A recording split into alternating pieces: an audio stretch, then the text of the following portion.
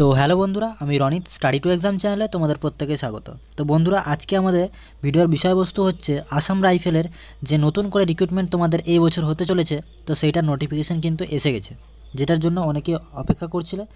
তো সেটাই নিয়ে কিন্তু আজকে বিস্তারিত আলোচনা করতে চলেছি। তোমাদের রিক্রুটমেন্টে কীরকম শিক্ষাগত যোগ্যতা লাগছে, সিলেকশন প্রসেস কেমন রয়েছে, ঠিক আছে, আগে রান হবে না আগে এক্সাম হবে, তো সেই নিয়ে কিন্তু আজকে বিস্তারিত আলোচনা করব। তারপরে এই যে রিল্যাক্সেশন কেমন থাকবে তোমাদের, ঠিক আছে, আর এক্সাম প্যাটার্ন কেমন থাকবে, সমস্ত কিছু কিন্তু আজকে ভিডিওতে আলোচনা করে দেবো। তো শেষ পর্যন্ত ভিডিওটা দেখতে থাকো, কেউ স্কিপ করে যাবে না। তো চলো আজকের ভিডিওটা শুরু করা যাক। তো সবথেকে প্রথমে দেখো তোমাদের যে নোটিফিকেশানটা রয়েছে, ঠিক আছে, তো এইখানে তোমাদের কোন কোন গ্রুপে নিয়োগ করা হচ্ছে সেটা আমরা দেখে নেব। তো সবথেকে প্রথমে দেখো পোস্ট নেম যেটা রয়েছে সেটা গ্রুপ বি আর সি, ঠিক আছে, টেকনিক্যাল আর ট্রেডসম্যানে কিন্তু নিয়োগ করা হচ্ছে এখানে তোমাদের। আর ভ্যাকেন্সি দেখো খুব একটা ভালো কিন্তু ভ্যাকেন্সি রয়েছে, 1380টা ভ্যাকেন্সিতে কিন্তু নিয়োগ করা হচ্ছে তোমাদের। আর অ্যাপ্লিকেশান মোড দেখো অনলাইন রয়েছে, ঠিক আছে। তারপরে লাস্ট ডেট অনলাইন অ্যাপ্লিকেশান সেটা কিন্তু এখনও জানানো যায়নি। তো তোমাদের এলিজিবিলিটি যেটা রয়েছে এডুকেশন কোয়ালিফিকেশান যেটা, তো সেটা হচ্ছে 10 আর 12 পাস, ঠিক আছে। তোমাদের গ্রুপ সি এর জন্য 10 পাস আর গ্রুপ বি এর জন্য 12 পাস, ঠিক আছে। তো তোমাদের দেখো যেটা অ্যাপ্লিকেশান এটা শুরু হয়ে গেছে 30শে এপ্রিল থেকে কিন্তু শুরু হয়ে গেছে, ঠিক আছে। 30শে এপ্রিল থেকে শুরু হয়ে গেছে, অর্থাৎ দুদিন আগে থেকেই শুরু হয়েছে। তো তোমরা প্রত্যেকে কিন্তু অ্যাপ্লাই করে নেও, খুবই একটা গুরুত্বপূর্ণ তোমাদের একটা নিয়োগ হতে চলেছে এটা। আর সিলেকশন প্রসেস তোমাদের যেটা বলছিলাম, সবথেকে প্রথমে দেখো ফিজিক্যাল টেস্ট হবে তোমাদের, পিএমটি আর পিইটি। তারপরে দেখো রিটেন টেস্ট, ঠিক আছে। তো রিটেন টেস্ট তোমাদের পরীক্ষা হবে, স্কিল টেস্ট, মেডিকেল টেস্ট আর মেরিট লিস্ট, ঠিক আছে। তো এইগুলো তোমাদের সিলেকশন প্রসেস রয়েছে। আর তোমাদের যে ফিজিক্যাল টেস্ট রয়েছে সেটা নিয়ে বিস্তারিত আমি কিন্তু ডিটেলসে বলতে চলেছি, ঠিক আছে। তো শেষ পর্যন্ত তোমরা দেখতে থাকো সেই কারণে। আর যারা চ্যানেলে নতুন আছো অবশ্যই সাবস্ক্রাইব করে পাশের বেল আইকন প্রেস করে দেবে আরও এরকম ভিডিও নোটিফিকেশান সব থেকে প্রথমে পেতে গেলে, ঠিক আছে। তো অফিসিয়াল ওয়েবসাইট কিন্তু এখানে দেওয়া রয়েছে, ঠিক আছে। তো অফিসিয়াল ওয়েবসাইটে তোমরা দেখে নিতে পারো, তো এখানে গিয়ে কিন্তু অ্যাপ্লাই করতে পারবে। তারপরে দেখো তোমাদের সবথেকে প্রথমে তোমাদের যেটা বলে দিই, নোটিফিকেশান তোমাদের বেরিয়েছিল দেখো 22শে এপ্রিল, আর যেটা অ্যাপ্লাই দেখো তোমাদের শুরু হয়েছে 30শে এপ্রিল, যেটা তোমাদের এক্ষুনি বললাম। কিন্তু তোমাদের এখনও লাস্ট ডেট যেটা সেটা কিন্তু বলে দেওয়া হয়নি, যে লাস্ট ডেট কবে অ্যাপ্লাই করতে পারবে লাস্ট ডেট পর্যন্ত সেটা বলে দেওয়া হয়নি, ঠিক আছে। লাস্ট ডেট পে অ্যাপ্লিকেশন ফি সেটাও বলে দেওয়া হয়নি, ঠিক আছে। আর অ্যাডমিট কার্ড তো সেটা তোমরা আগে অ্যাপ্লাই করে তারপরে আসবে, সেটা পরের কথা এখন, ঠিক আছে। আর তোমাদের যেটা দেখো রিটেন টেস্ট, তারপরে স্কিল টেস্ট যেটা রয়েছে সেটা তোমাদের একটা টেন্টেটিভ ডেট ধরা হয়েছে 1 সেপ্টেম্বর হওয়ার কথা আছে, ঠিক আছে। অর্থাৎ তোমাদের যে পিএম টু পিইটি সেটা কিন্তু সবথেকে প্রথমে হবে, তারপরে এক্সাম হবে। তো সেইটা 1 সেপ্টেম্বরে কিন্তু ধরা হয়েছে তোমাদের একটা টেন্টেটিভ ডেট হিসেবে। তারপরে দেখো পোস্ট নেম আর ভ্যাকেন্সি কত রয়েছে সবগুলোতে সেটা তোমাদেরকে এবার বলে দেবো। তো দেখো bridge and road male female নিয়ে 17টা ভ্যাকেন্সি, ক্লার্কে কিন্তু ভ্যাকেন্সি ভালো রয়েছে, মেল ফিমেল নিয়ে 287টি, রিলিজিয়াস টিচার 9টি, ঠিক আছে। অপারেটর রেডিও অ্যান্ড লাইন 729টি, ঠিক আছে। তারপরে দেখো রেডিও মেকানিক 72টি, তারপরে দেখো আর্মার 48টি, ল্যাব অ্যাসিস্ট্যান্ট 13টি, নার্সিং অ্যাসিস্ট্যান্ট 100টি, ভেটেরিনারি ফিল্ড অ্যাসিস্ট্যান্ট 10টি, তারপরে প্যারামেডিক্যাল 15টি, ওয়াশারম্যান 80টি। তো টোটাল তোমাদের 1380টি পদে নিয়োগ করা হচ্ছে, আর খুব ভালো কিন্তু ভ্যাকেন্সি রয়েছে, প্রত্যেকে কিন্তু অ্যাপ্লাই করো।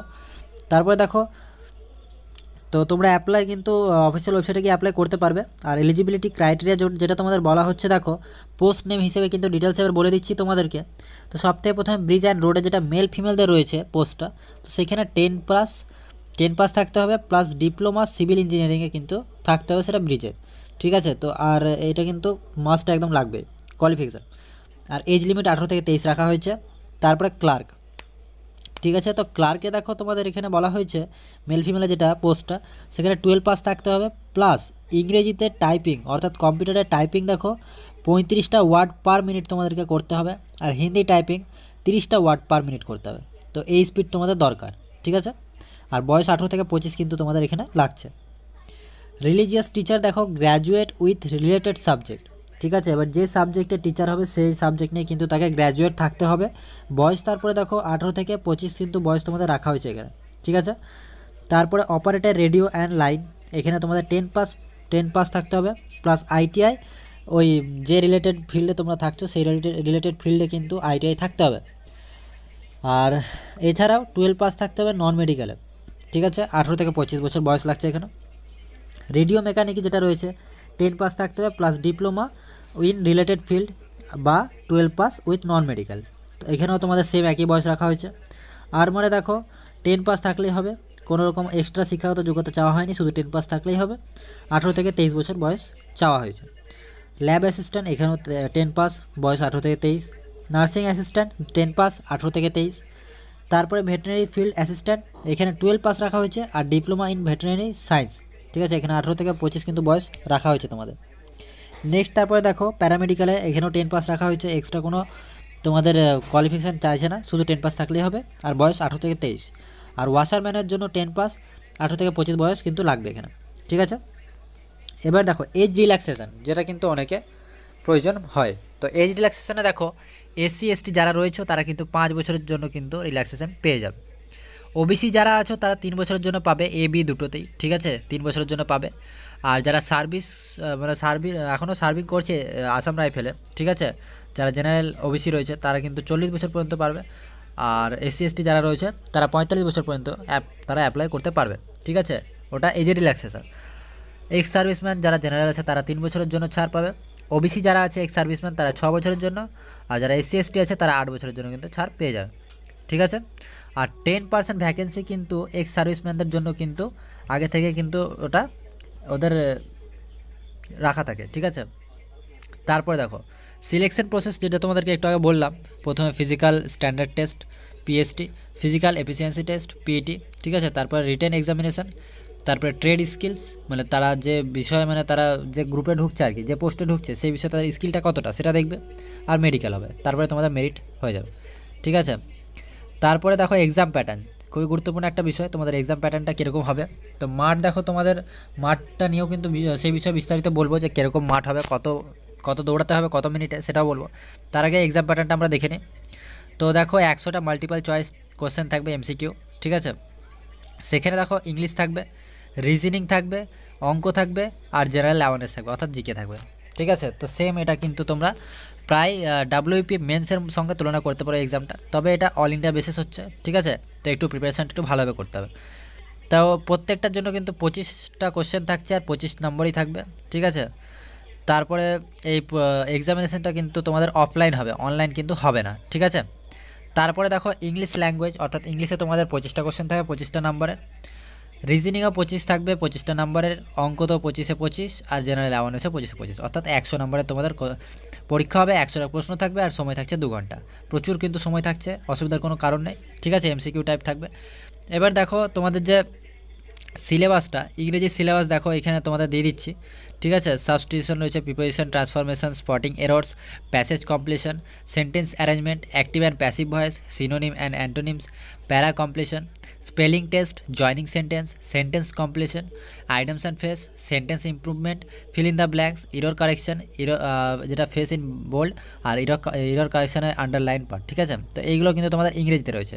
আর রিজনিংয়ে দেখো, রিজনিংয়ে তোমাদের arithmetical number series, similarities and differences, decision making, figure series, তারপরে relationship concepts, analogies, space visualization, coding decoding, arithmetical reasoning, directions, analysis and judgement, visual memory, problem solving, verbal and figure classification, আর discrimination, data sufficiency, ঠিক আছে। তো এগুলো রয়েছে তোমাদের রিজনিংয়ে। এবার quantitative aptitude, অর্থাৎ অঙ্ক তো দেখো তোমাদের বলে দিই, এই সিলেবাস কিন্তু সেম একদম ডাব্লিউপির মতনই রয়েছে। তো প্রিপারেশন একটু ভালোভাবে করলে তোমরা পাস করে যাবে।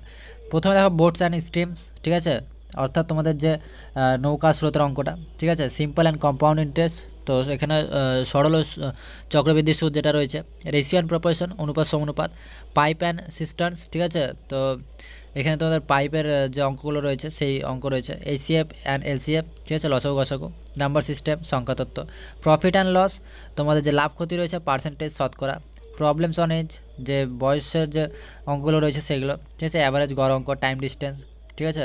তো সময় দূরত্বের অঙ্ক, ডিসকাউন্টস, অর্থাৎ যে ছাড় রয়েছে সেটা নিয়ে, data interpretation, mixture and allegation, time and work, ঠিক আছে, সময় কার্য। তো এইগুলো নিয়ে কিন্তু তোমাদের ম্যাথ রয়েছে।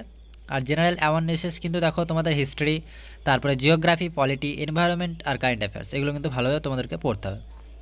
এবার পিএসটি দেখো, তো পিএসটি অর্থাৎ তোমাদের যেটা পিএমটি বলা হয় ডাব্লিউপিতে, তো সেই পিএমটিকে পিএসটি বলা হচ্ছে এখানে। তো দেখো হাইট তোমাদের জেনারেল, ওবিসি, এসসি এই তিনজনের কিন্তু হাইট 170 রাখা হয়েছে। আর ফিমেল যারা রয়েছে ওটা মেলদের ক্ষেত্রে, আর ফিমেলদের 157, ঠিক আছে। আর এসটি যারা রয়েছে তাদের জন্য আলাদা করে কিন্তু ছাড় দেওয়া হয়েছে শুধুমাত্র এসটিদের 162.5 সেমি, আর ফিমেলদের ক্ষেত্রে 150 সেমি, ঠিক আছে। তারপরে চেস্ট এক্সপ্যানশন, ঠিক আছে। তো চেস্ট কীরকম ফোলাতে হবে, 80 থেকে 85 লাগবে চেস্ট, ঠিক আছে।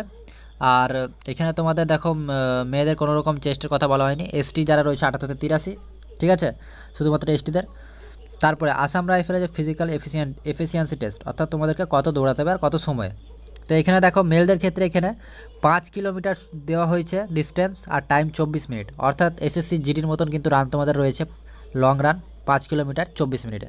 আর ফিমেল যারা রয়েছে তাদের 1600 মিটার রয়েছে, 8 মিনিট 30 সেকেন্ড, অর্থাৎ 8.5 মিনিটে কিন্তু দৌড়াতে হবে। তো এই ছিল তোমাদের কিন্তু আজকের বিষয়বস্তু। আশা করি প্রত্যেকে কিন্তু ডিটেলসে বোঝাতে পেরেছি প্রত্যেককে। তো শেষ পর্যন্ত দেখার জন্য ধন্যবাদ। আর যারা চ্যানেল নতুন অবশ্যই সাবস্ক্রাইব করে দেবে, আর পাশের বেল আইকন অবশ্যই প্রেস করে দেবে। তো আজকের ভিডিওটা এটুকুই ছিল।